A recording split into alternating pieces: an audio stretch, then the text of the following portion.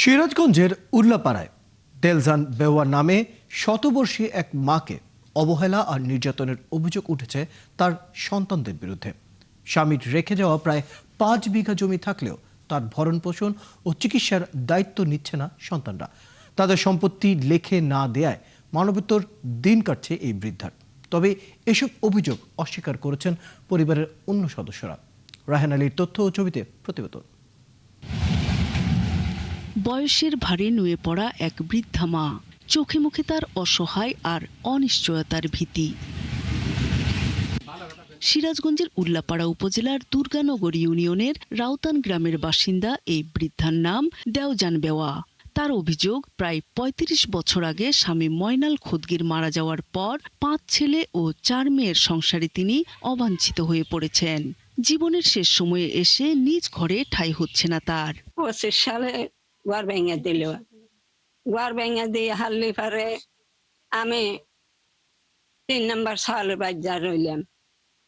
সেখানে অত্যাচার বুঝলাম, মেয়াগারে ডাকলাম, মেয়ারা এসে পালি দিল। পালি তো আমার আর কুলাইল না। আমি টিফিন বাটির ভাত নিয়ে আসি, সেই সাজাদপুর থেকে আইনে মাছ দেখে চলে যাই। এরকম জীবন আমার ভাইদের কাছ থেকে আমি সম্পদ নেই, আমাকে সম্পদ দেয় নাই। তবে এসব অভিযোগ অস্বীকার করছেন পরিবারের অন্য সদস্যরা। সম্পত্তি বিক্রি নিয়ে এসব সমস্যা হয়েছে বলে জানান তারা।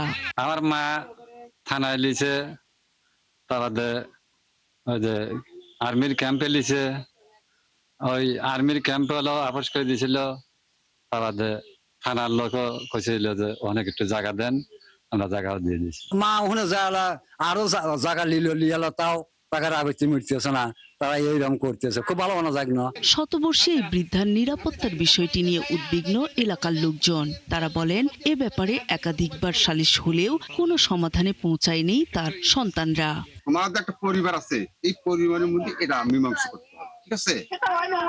না হলে কালিবার তোমরা যা পারো তো করো, অসুবিধা কি? তারাই তো সিদ্ধান্ত দিবে। আমরা সরজমিনে দেখলাম, অবশ্যই একটা জরুরি পদক্ষেপ আমরা ইউনিয়ন পরিষদ থেকে একটা ব্যবস্থা নেব।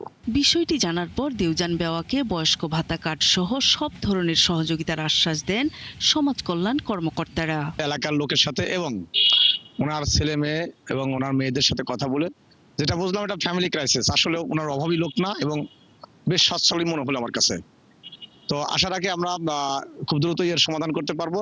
জীবনের শেষ দিনগুলো শান্তিতে কাটাতে প্রশাসনের ঊর্ধ্বতন কর্তৃপক্ষের কাছে আইনি সুরক্ষা ও সহযোগিতা চেয়েছেন অসহায় এই মা। নূর তাজমিন নীর, ৭১।